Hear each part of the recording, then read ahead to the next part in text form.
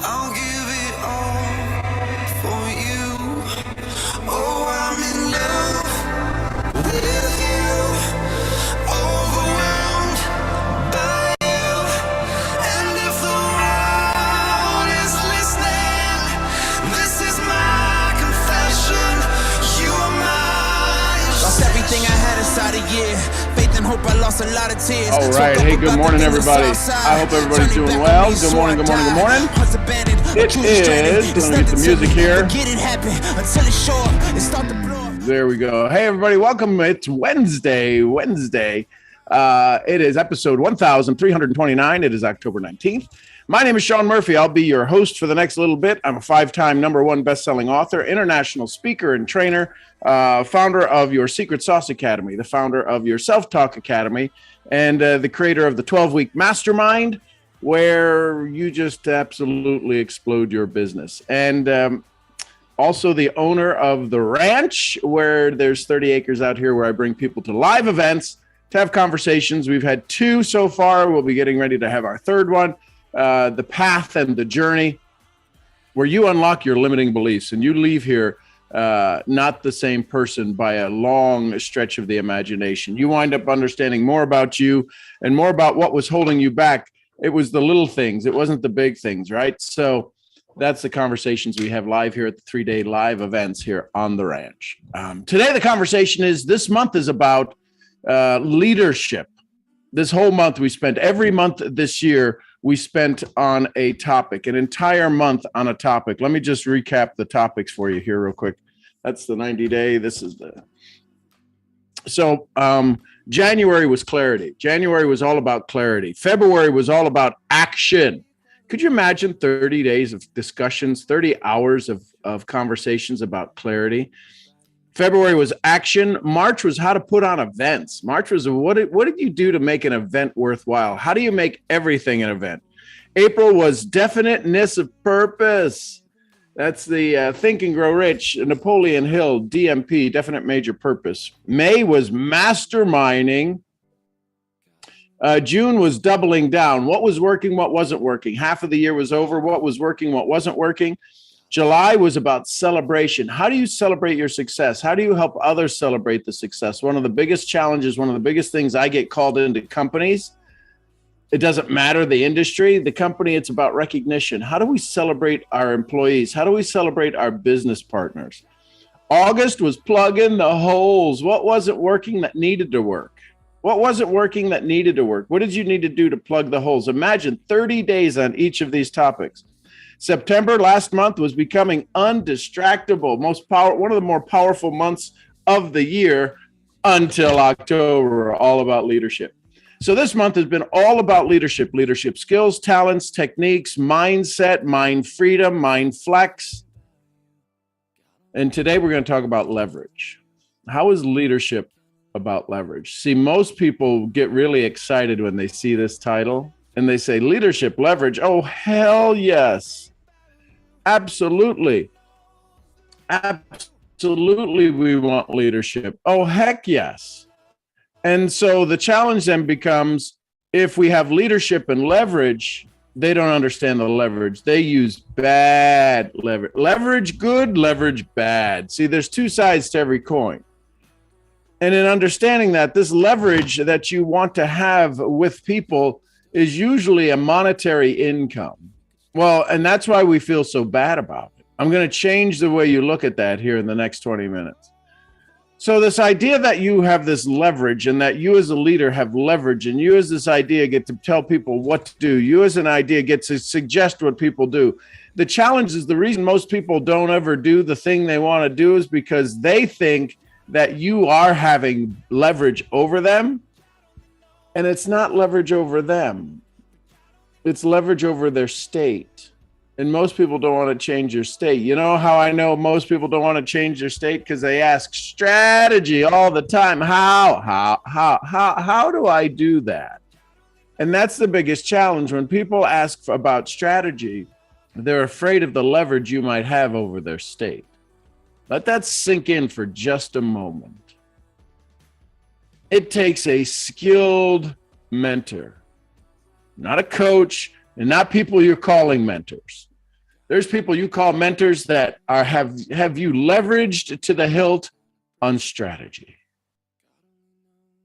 They have you so wound tight to need to understand algorithms. If you believe in the law of attraction, then why would you ever worry about an algorithm?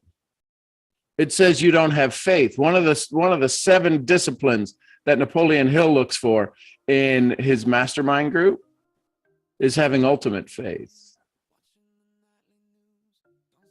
See, when you decide you're going to work in perfect harmony with your business partners, when you decide you're going to work in perfect harmony with those around you, when you decide perfect harmony is going to be your masterpiece, what you are going to master, right? Masterpiece is the master's piece. So I have a question for you. What has leverage over you right now? What has leverage over you right now? Does money have leverage over you? Money's a tool. Does time have leverage over you? Oh, yeah, I don't have enough time. Does a relationship have leverage over you? Does a current job have a leverage over you? What lack in your life has a leverage over you? For years and years, my lack of, that had tremendous leverage over me was my lack of a college education, which is why I probably have become a very good student and been certified in so many things. Hypnotherapy, mental toughness, self-talk, addiction to approval, neuroencoding, brain training. Why would I go get these certifications? So that I can help myself. I'm a certified self-help coach, meaning I'm helping myself. I can only give you suggestions. What abundance, here you go, what abundance has leverage over you? An abundance of drugs, an abundance of porn, an abundance of fill in the blank, abundance of free time. And you justify all of these things based upon your current status, your current idea, your current understanding that you deserve this. What you do deserve is peace. What you do deserve is abundance of joy. The challenge is you've got to ask yourself, you got to start to ask yourself, what has leverage over me? And then what happens is because things that have leverage over you, the way that you dissipate, the way that you dilute, the way that you dissolve this feeling that these things have leverage over me is you go to try to find how to get leverage over somebody else. And you get leverage over them by your strength, right? Through fear. You get leverage over them through your money because they're broke and they owe you and all of this stuff. You get leverage over people in your superiority. You know more than they do, and you tell them, and you start shooting all over people. So let me see if I can help you understand how to absolutely magnify your life through the powerful use of leverage. Hey, good morning, Best KC. So the next time you feel that you're being leveraged, ask yourself, where does this uncomfortable feeling come from? Where does this uncomfortable feeling come from? Where did you learn that you could be leveraged? Ooh, snap. This conversation powered by ketones. If you want to make your brain sharper, your brain fatter, your brain healthier, understand how important it is to have a fat brain, you'll start drinking ketones. So where did you learn how to be leveraged? Was it the addiction to approval? Was it the addiction to approval that you needed this person in your life? You wanted them to like you. You wanted them to be your friend. You wanted them to fill in the blank. And therefore you decided it was okay just for the moment because you were getting something you wanted, and it was okay to feel uncomfortable. How many of you are uncomfortable? I'm not going to ask you to respond in the chat because I know the answer. I understand humanity. I understand psychology. I understand the law of averages. I understand what's currently happening. When you, absolutely best KC, you go, girl. So here's the idea. When you understand leverage, that when you have followers, you have massive leverage. Now, you don't have a whole lot of leverage when you have 40,000 followers and you get 6 likes on a video. That's not leverage. That's delusion. That's you out for thinking you're a leader, out leading people when you're out for a walk because nobody's following. So here's how you get leverage. Through the power of questions. And the challenge is that too many people offer statements and they offer interrogating questions. Do you make as much money as you want? That's leverage. What the hell is the answer to that? You ask a billionaire, do you make as much money? They're going to say no. And they're going to be interested in how to make more. You ask somebody who's broke and got more month than money, and when you ask them, do you make as much money as you want? When they say no, you have to understand what happens to the human psyche. They have to admit failure, and they've just confirmed to you, a new person, somebody they met on the internet, they just had to confirm to you, and they've confirmed 100 years of poverty in their life. Or maybe there was generations where there were people who wanted to have more. They had more in their family's history, but somebody made a mistake along the way and it just absolutely devastated the family's generational wealth. And so that runs through your head. And do you make as much money as you want? What do they want? What are they going to say? Nobody's going to say, well, no, not really. And then if they do say that, there's not a whole snowball's chance in hell they're ever going to be able to listen to you. Because now they get confirmation of how many times they've never made enough money. They think about their kid who's sitting home that they promised that they were going to go have a great Christmas this year. Well, they've been promising that for 6 years, and you're going to come along and fix that? I have no doubt that your business model can fix that. Follow me on this. Your business model works. I don't care what business model you're in. If it's working, it's working, and it will work for anybody who decides to join it. The problem is we have so many pompous a-holes who get people involved in this business because they embarrass them into it. They leverage them into it. And my daddy always said, you corner a coward, they will kill you on the way out. And that's what happens to most people's business. It gets devastated. It just gets demolished 5-6 months after they start. I don't know why everybody left. Because you're an a-hole. It's just, listen, that's what happens. That's why 98% of the people in our profession never make a check, because they don't want to be around they don't want to be around for the reason they got started. They got started for addiction to approval. They wanted to be in. They wanted more. It sounded good. You had a great sales pitch. You didn't have a great follow-up story. So here's how you put positive leverage to work for you. And this is when you need to understand neuroencoding and human psychology and self-talk. But nobody's teaching this. Nobody in your world teaches this. Why? Because they're a 7-figure income earner and they tell you go for no, get a notebook and write down no 500 times. And when you do that, you'll win. Well, you got to have kind of an odd brain to go do that. You can get excited at a workshop. You can get excited at a Super Saturday. You can get excited at a 3-day event and say, you know what? I'm all in. Hell yes. That's because the energy of everybody around you is hell yes. But the second you're on your own, Joe Dispenza says your personal reality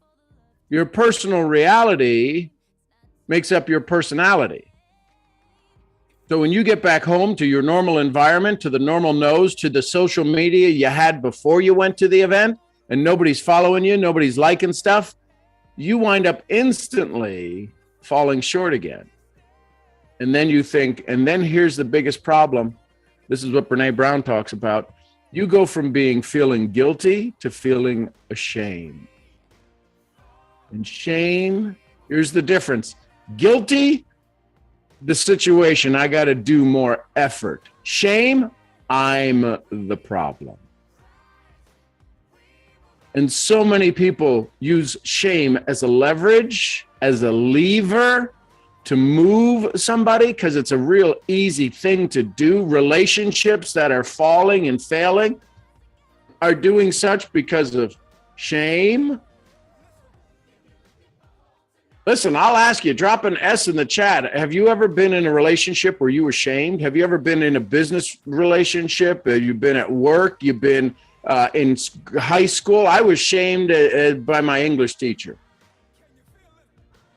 Freshman year, shamed by my English teacher. Boy, I got to tell you, that still burns. That still stings a little.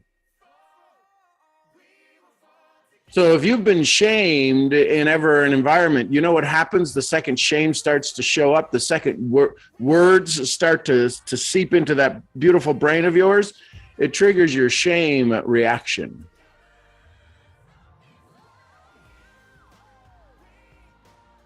And boy, you do some good cover-ups when you're in shame. You have got some great bulletproof cover-ups to put on the defense mechanism to keep you from having to deal with the shame on the outside. No, it's not a problem. It's not a problem. It's okay. It's fine. It's wonderful. It's all right. I'm used to it.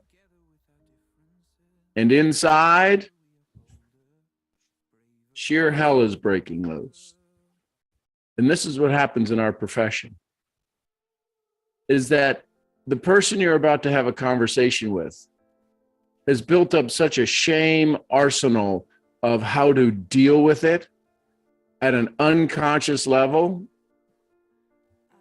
Listen, the unconscious area, let me give you a real simple understanding of what the subconscious is.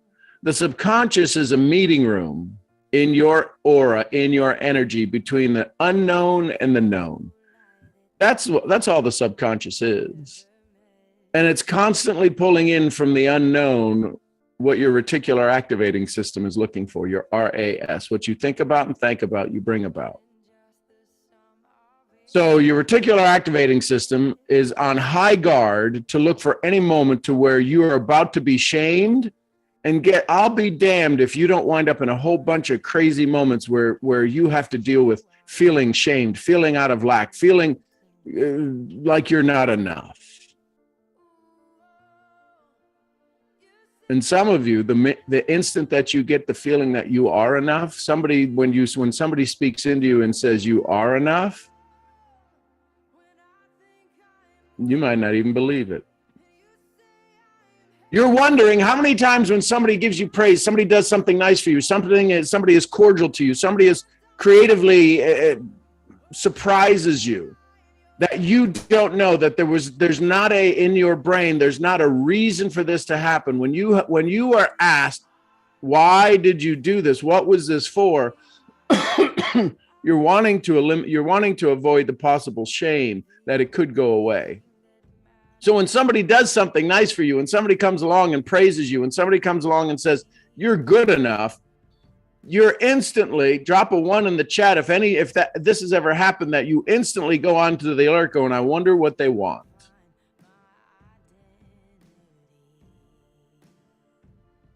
If somebody tries to do something nice for you and you ask, I wonder what they want,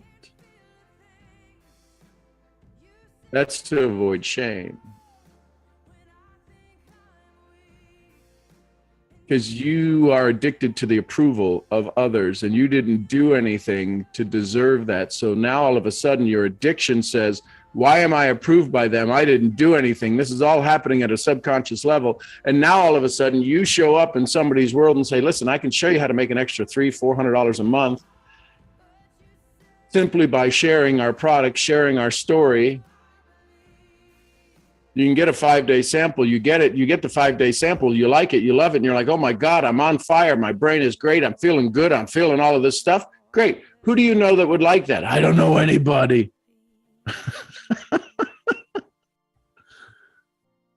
We have a nutritional product that makes your skin look amazing. I don't know. I'm sure there's some company out there that does it. My company doesn't. The product does help with skin and bone and all of that stuff. But let's say you've got a cosmetic that does amazing stuff and instantly removes wrinkles. Oh my God, this is amazing. I need it. Well, who else do you know that would want it? I don't know, nobody. That's shame. They have been shamed into thinking that sharing a product, getting money from their friends is illegal, immoral. This whole idea around shame is not shame based upon who you are. It's shame based upon what you're about to receive. And receiving of money is one of the most difficult things for the people on this planet. Well, that's kind of a broad statement. Well, let's just look at the facts. If 98% of the people are struggling and are not reaching their goals based upon statistics, and 2 or 3% of the population control more wealth than the other 98%, there's a problem. There's an issue. There's people out there saying, well, we should just share all the money and everybody should make the same amount of money. Not going to happen. It's just not going to happen. It doesn't work. It doesn't work. Capitalism is necessary. And the challenge is the people who haven't accustomed themselves to receiving money is because they don't provide value. I'm going to get a whole bunch of shit for all of this, but that's okay. It ain't the first time. If you want more money, provide more value. How do you think you get a raise at a job? The reason that you only get a 2 to 3% raise, the cost of living that may or may not keep up with the cost of living, is because everybody does that. Do you know that in Europe, it's not customary to tip waiters and waitresses? They love when they see Yanks come over because we automatically tip.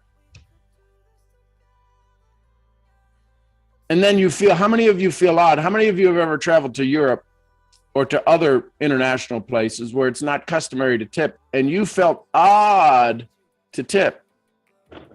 It felt odd to tip. It felt odd not to tip. When people from the UK come over, I know because I've run restaurants. I've owned restaurants. And when people from the UK come over and all of a sudden they don't tip, waiters are like, wait a minute. What? I just want to see this thing Casey said, addicted to approval. Yep. Well, Casey, I have a whole training on that. If you reach out to me, I'll figure out how to get that to you, okay? On addiction to approval. Since I think you're part of the team, part of the family, AKA family, right? So this whole idea of addiction to money, this addiction to getting receiving service, the challenge is that there's such a leveraged story that you have that it's almost impossible to break. You literally need a rewire. And that's why I went and studied neuroencoding. The reason most people make a decision and then can't follow up is because of the messages that they get in their body. What kind of messages are you talking about, Sean? I'm talking about when somebody says when I leave this event, I'm going to go absolutely crush it. I'm going to get in the grind every morning and I'm going to do all of this stuff. And then all of a sudden their body starts to lock up. How many of you have ever left an event absolutely fired up, 105% committed to your mission, committed to your vision? You have leverage over fear and doubt, and you were absolutely ready to rock it to the roof. And you got home and you wound up with migraines, and you wound up with your body just locked up. Your body just said, see ya, sayonara, your health went away. You had an old injury come up. I don't know why my hip hasn't hurt in years, or my knees hurt, or my back hurts, or my whole body's locked up and I can't breathe, and I get migraines and I can't wake up, and I'm not hitting my 5 a.m. club, and you're doing all of this stuff. Anybody ever have that happen? That's neuroencoding. The success you need to awaken is not in your mind. The success you need to activate is not in your brain. You can write down 1,001 goals. What keeps you from it is first and foremost addiction to approval. Here, let me ask you a question. The success you're about to embark on, the big success, the long-tail dream, the long-term dream, this long dream that's 5 years, 10 years out, this income level that you want, this idea, this place where you want to live, this home that you want to have, the houses you want to have, the cars you want to have. First of all, is it possible? The answer is yes. Do you have the potential to get there? Yes, you have the potential to get there. Do you have the ability to do the action steps to get there? Yes. Do you have the ability to ask for the action steps from those who have already achieved it? Yes. Outstanding. So we've got a unlimited potential, and we have the absolute narrowest of action steps that we could take. We may need to adjust and adopt. So now that we've got that, we've got the top half of this box going. Absolutely. We've got leverage. You know where you lose leverage instantly? You know where you instantly fall back into the pain and the suffering? Is that you're basing this potential and those future actions on what? Your past results. And the leverage of your past results kicks your ass instantly. So much so, it wrecks your body. And you want to know an algorithm. You have a dream so big, it puts you in bed for a day or a week, and you want to learn about algorithms. When's the best time to post? Well, when you can control your body and keep it from wrecking you.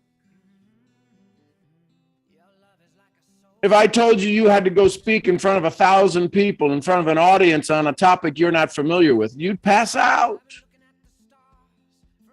You'd pass out. You wouldn't know how to have inquiry and inquisition with the audience to make sure that you could lead them in the best, because you know answers to solve the problems, because every problem is human-based.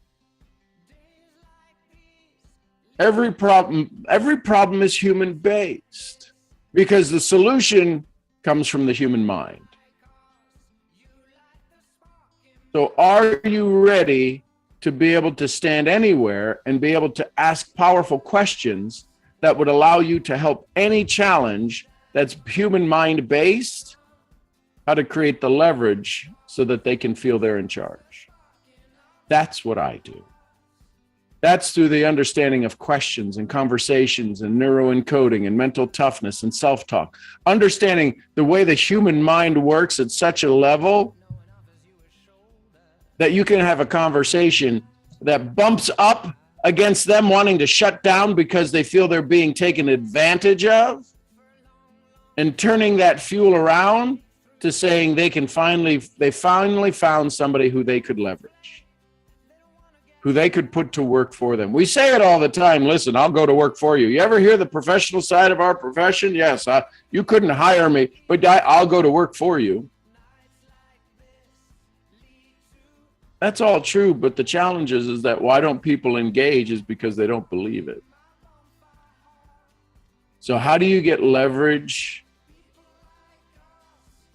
to inspire somebody? You have to align with their dream, not their why. The why causes so many problems. That's a whole nother issue. That's a whole nother one-day conversation, one-day training, is that when we ask people, tell me your why, I want to take care of my kids. Really? You need me to help you with that? If somebody says, listen, follow me on this. This is going to get you. This is where the velvet hammer drops. Wanting to take care of your kids isn't an issue. That's a truth. That's a reality.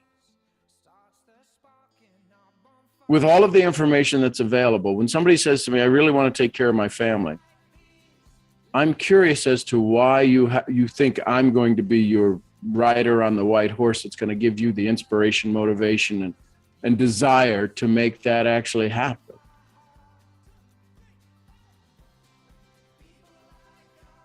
Probably don't need your coffee anymore. Some of you are ready to come through the screen at me. You don't need anybody else to take care of your family. There's enough skill and talent and resources and unlimited sources of energy and information out there. Here's the question that most people, why they struggle with wanting to take care of their family. Listen to me. If you listen to this and you listen with the intent to understand, this will change everything in your business. The reason people struggle to take care of their family is because they were taught that. Ouch. The reason people struggle with money is because they were taught poverty.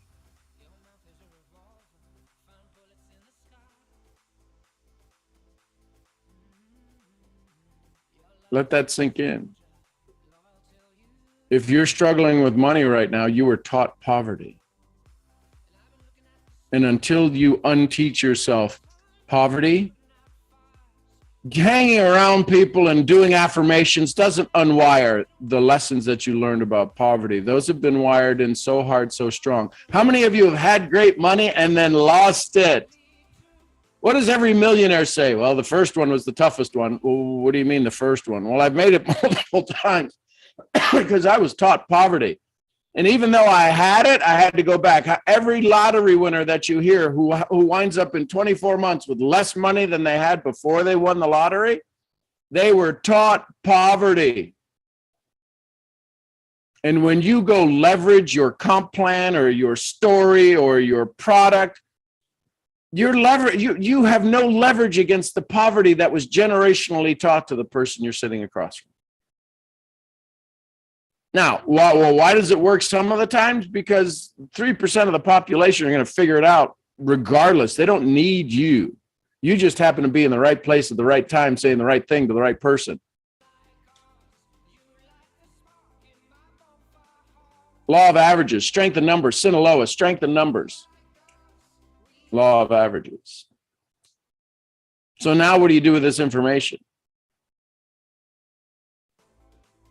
It's powerful when you help people understand how to dream. We can tell them how, we can get you your why. That's not a problem. The challenge is it's not really their why. That's the why that gets people to go, ooh, oh, that's so nice. Like, we can work with that. That's awesome. You have a great why, but you got bad programming. You got bad programming. You got gremlins running the wires, and those gremlins keep you stuck. Addiction to approval affects 99.9% of the population. I don't really give a shit about what other people say. Really? Have you ever asked, what are they wearing at the party? Do you get upset if you're late? Maybe you're a person who runs late. Do you get upset if you come early?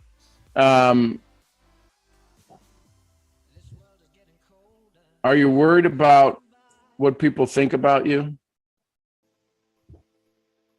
Do you get upset when you don't get all the likes that you want on social media? Do you get upset when you see somebody who's less talented than you has more success than you? This goes back to Wallace D. Wattles. It's not about doing certain things. It's about doing things in a certain way. Even blockheads can get rich if you do things in a certain way. And the challenge is you're not doing them in a certain way. You're doing the certain things. I'm doing all of the stuff. I'm doing the TikToks. I'm doing the reels. I'm doing all of this stuff. And yet I'm not getting the conversion. It's because you're doing the certain thing. You haven't done the thing in a certain way. You know when you see somebody who's doing it the certain way and you fall just in love with it. And you keep pushing and you keep trying and you keep wondering and you keep sharpening and you keep getting better and better until one day it clicks. The challenge is most people don't make it until. They don't make it to the moment of until because of their mental toughness, because of their addiction to approval, because of their old story, because they've been taught poverty. What I do is I unwire all of that. It's why I'm a neuroencoding trained specialist, a brain trained specialist on how the brain operates and which part of the brains that you are activating. And I can hear through your conversation and just from your dialogue, from the text that you type, I can read so much into who you are and who you are telling yourself you are. That's probably a fib that's been programmed into you. So when you understand that leverage is not about your comp plan, leverage is about your compassion. And the challenge is too many of you have given to so many people who have never given back. You're tired of getting stomped on and walked all over. It's a rough road. It's a tough road until the second you realize the power that resides inside of you, your connection to the universe and God and space and time. This isn't about doing more. It's about personal undevelopment. Personal undevelopment, undoing the stories that have been wired into you. You've got all of the skills, the talents right now, and all of the things. It's the slightest little switch. And when that story of trauma or pain gets rewired in your spirit, you'll be doing the same stuff you were doing yesterday, but it'll have a tremendous, unbelievable result tomorrow. Why? Because you're doing it in a certain way. How many of you know when somebody's just full of shit? As much as they love what they're doing and they sound great and they're saying all the words, they're hitting all of the buttons, you just know they're full of crap. Drop a C in the chat if you've ever seen somebody like that. You know that, oh my God, they are perfect. They've dressed to the nines. They look like this. They've got everything together. But you know they're a train wreck waiting to happen. Why does that happen? Because they're doing certain things. They're not doing them in a certain way. So leverage. My God, you have it. Use it wisely. Don't give it away. Don't give your leverage away. Learn how to use others. Use it in combination. Move the fulcrum closer to the problem, and you get that fulcrum, the thing, the non-negotiable closer to the problem. Your lever or leverage is less needed. You get a big, long story of who you are, and you move that non-negotiable right up next to that problem, that issue that you're dealing with. A finger, you can move this problem. You've been struggling because you've got the fulcrum way out here. You have your non-negotiable so far away from the problem, that when you go to push down on the lever, you have no leverage. And you're using all of your strength and you're exhausted.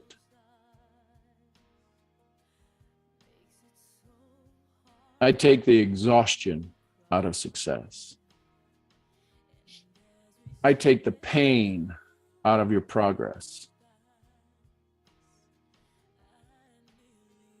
And I give a lift to your life through language. This is all about language.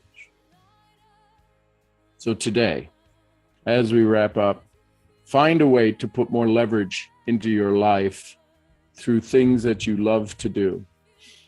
It's okay for people to thank you for who you are and what you've done. For all of those people that you've helped and you've served who haven't had a chance to say thank you, listen up. Thank you. Thank you for making the world a better place. Thank you for making the world a bigger place. Thank you for making the world a brighter place. The problem is that you've been using all of your strength and you are exhausted. It's time to learn how to use your power. And that's what I do. You want an instant, in 12 weeks, you want to be able to have more power than you ever thought possible before, go to 12weekswithsean.com. Check that out. You want to learn how to have power in your business, power in your family, power in your mind, power in your spirit, power in your body. Go check out 12weekswithsean.com. It's one of the most powerful programs out there. If you can make it through the first 3 days, you're going to have a good time. Most people can't make it through the first 3 days. Oh, and by the way, it's available right now if you want to go test drive it. buildabettermenow.com, buildabettermenow.com. You can get the first 2 weeks for no fee. Why would I do that? Because if you get through the first 2 weeks, you will have to have the other 10. Kind of like some salespeople out there. Here, the first one's free. But why wouldn't I give you just 3 days? Well, because I'm a goofball. So leverage, put it back into your hands. Don't give it away, and don't use it over others. Allow their leverage to move them. Allow their leverage to inspire them. Allow their leverage to engage them at a higher level. Them doing it for you is never going to work. Them doing it for them, it's a challenge because nobody has told them it's okay for them to succeed. It's called addiction to approval. And if you want to break that, we can do that in probably a week. So I am your head brain training, ketone drinking misfit. I will see you all where? At the next event. Appreciate y'all. Till then, bye for now. And YouTube, love you tons. Have an amazing morning. Thank you, everybody, for all the shares and all the follows. I will see you all where? At the next event. Hey, this conversation brought to you by Contact Mapping. I'll be their MC for their first live event in Longmont, Colorado this weekend.